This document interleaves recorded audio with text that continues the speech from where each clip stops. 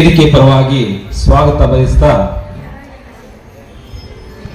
ಗೌರವಾನ್ವಿತ ಅಧ್ಯಕ್ಷರೇ, ವೇದಿಕೆ ಮೇಲೆ ಆಸೀನರಾಗಿರುವಂತಹ ಗಣ್ಯರೇ, ಈ ಒಂದು ಕಾರ್ಯಕ್ರಮವನ್ನು ಆಯೋಜಿಸಲು ಹಗಲಿರುಳು ಶ್ರಮಪಟ್ಟು ಇತ್ತೀಚಿನ ದಿನಗಳಲ್ಲಿ ರಿಯಲ್ ಎಸ್ಟೇಟು ಮತ್ತೆ IPL ಬೆಟ್ಟಿಂಗು ಮತ್ತೆ ಅವರು ಒಂದು ಮೋಜು ಮಸ್ತಿ ಈ ರೀತಿ ಹುಡ್ಕೊಂಡು ಹೋಗ್ತಿರೋಂತಹ ಯುವಕರಲ್ಲಿ ಒಂದು ಅಂಗವಾಗಿ ಅವ್ರನ್ನ ಬೇರ್ಪಟ್ಟು ಒಂದು ಕಡೆ ಮುಳಬಾಗಿಲು ತಾಲೂಕು ಆಂಧ್ರ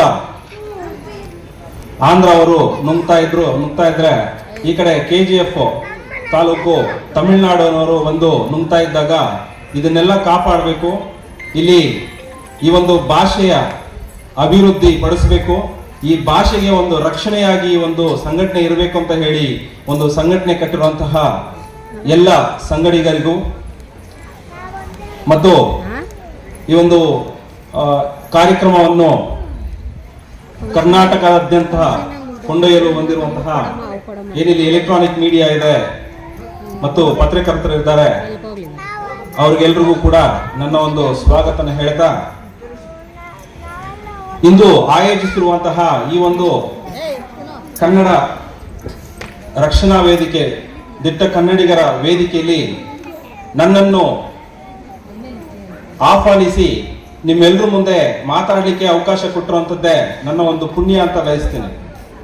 ಯಾಕೆ ಅನ್ನೋದಕ್ಕೆ ಕಾರಣ, ನನ್ನ ಒಂದು ವೈಯಕ್ತಿಕ ಅಂತ ಒಂದು ಏನು ನನ್ನ ಕಥೆನೇ ನಾನು ಹೇಳಿದ್ರೇನೆ ಸಾಕಾಗುತ್ತೆ ನಿಮಗೆ. ಹೇಗೆ ಅಂತ ಹೇಳಿದ್ರೆ, ನಾನು ಹುಟ್ಟಿದ್ದು ತಮಿಳುನಾಡಲ್ಲಿ, ನಂದು ಮಾತೃಭಾಷೆ ತೆಲುಗು, ನಾನು ಏನು ಪಾಠ ಓದಿದ್ದೆಲ್ಲ ಕೂಡ ತಮಿಳು ಮಾಧ್ಯಮ. ಆದ್ರೆ ಇಲ್ಲಿ ಕರ್ನಾಟಕಕ್ಕೆ ನಾನು ಕಾಲಿಟ್ಟು ಬಂದಾಗ ನನ್ನನ್ನ ಬೇರೆಯವನೇ ಅಂತ ನಾನು ಅನ್ಕೊಂಡಿದ್ದೆ. ನಾನು ಬೇರೆ ಸ್ಟೇಟ್ ಇಂದ ಬಂದಿದ್ದೀನಿ, ಬೇರೆ ರಾಜ್ಯದವನು ಅಂತ.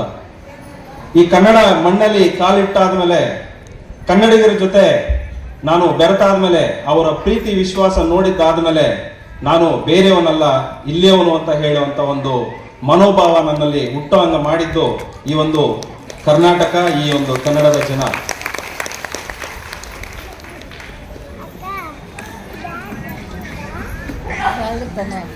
ಸರಿ, ಏನಪ್ಪಾ ಅಂದ್ರೆ, ಈಗ ಕರ್ನಾಟಕ ಅನ್ನೋ ಒಂದು ರಾಜ್ಯಕ್ಕೆ ನಾನು ಕಾಲಿಟ್ಟಾಯ್ತು.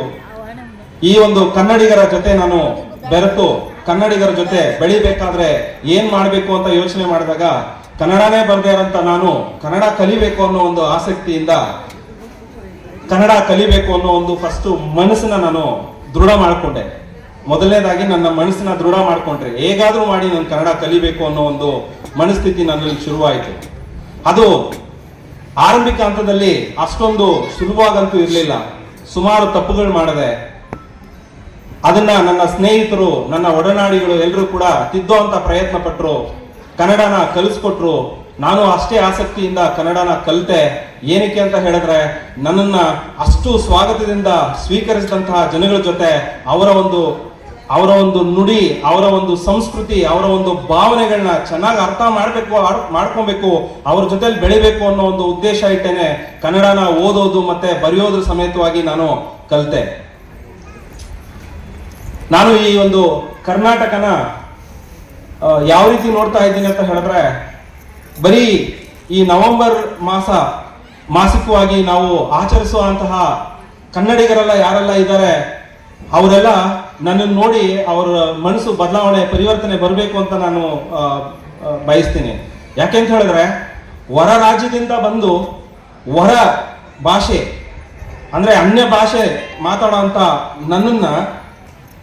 ನನ್ನೊಳಗಡೆ ಆ ಒಂದು ಕನ್ನಡ ಭಾಷೆ ಹೋಗಿ ಆ ಕನ್ನಡ ಪ್ರೀತಿ ಎಷ್ಟು ಮಟ್ಟಿಗೆ ಬೆಳೆದಿದೆ ಅಂತ ಹೇಳಿದ್ರೆ, ನನಗೆ ಬೇರೆ ಭಾಷೆನ ಕನ್ನಡನ ಅಂತ ಹೇಳಿದ್ರೆ ನಾನು ಕನ್ನಡನ ಮೊದಲನೇ ಆಯ್ಕೆಯಾಗಿಟ್ಟು ಕನ್ನಡನ ಮೊದಲನೇ ಭಾಷೆಯಾಗಿ ಮಾತಾಡಬೇಕು ಅನ್ನೋ ಒಂದು ಭಾವನೆ ನನ್ನಲ್ಲಿ ಸೃಷ್ಟಿ ಮಾಡಿದೆ ಅಂದಾಗ, ಇಲ್ಲಿ ಕನ್ನಡಿಗರು ಅಂತ ಹೇಳ್ಕೊಂಡು ಕರ್ನಾಟಕದಲ್ಲಿ ಹುಟ್ಟು ಬೆಳೆದು ಅನ್ಯ ಭಾಷೆಯರಿಗೆ ಅನ್ಯ ಭಾಷೆಗಳಿಗೆ ಏನು ನಾವು ಒತ್ತು ಹೆಚ್ಚು ಕೊಟ್ಟು ಅವ್ರ ಒಳಗಡೆ ಆ ಭಾಷೆಗಳ ಒಳಗಡೆ ಏನು ನಾವು ಬೆರೆತು ಮಿಲಮಿಲ ಅನ್ನೋ ಮಟ್ಟಕ್ಕೆ ನಾವು ಬಂದಿದ್ದೀವಿ.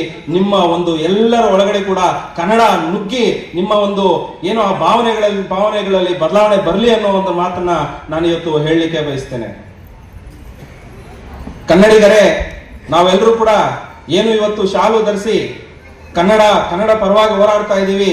ಇದರಲ್ಲಿ ಎಲ್ಲರೂ ಕೂಡ ಪ್ರಶ್ನೆ ಮಾಡ್ಕೊಂಡು ನೋಡಿ, ಎಷ್ಟು ಮಟ್ಟಕ್ಕೆ ನಾವು ಕನ್ನಡ ಪದಗಳನ್ನ ಬಳಸ್ತಾ ಇದ್ದೀವಿ, ಎಷ್ಟು ಮಟ್ಟಕ್ಕೆ ನಮ್ಮ ಮಕ್ಕಳಲ್ಲಿ ಕನ್ನಡ ಒಂದು ಕಲಿಕೆಯನ್ನ ನಾವು ಪ್ರೋತ್ಸಾಹಿಸ್ತಾ ಇದ್ದೀವಿ, ನಮ್ಮ ಏನು ಈ ಕನ್ನಡ ಭಾಷೆ ಆ ಒಂದು ಪದ ಬಳಕೆ ಎಷ್ಟು ಮಟ್ಟಕ್ಕೆ ಇದೆ ಅನ್ನೋದನ್ನ ನಾವೆಲ್ಲರೂ ಕೂಡ ಪ್ರಶ್ನೆ ಮಾಡ್ಕೊಬೇಕಾಗಿರುವಂತ ಒಂದು ಸಮಯ ಇದಾಗಿದೆ.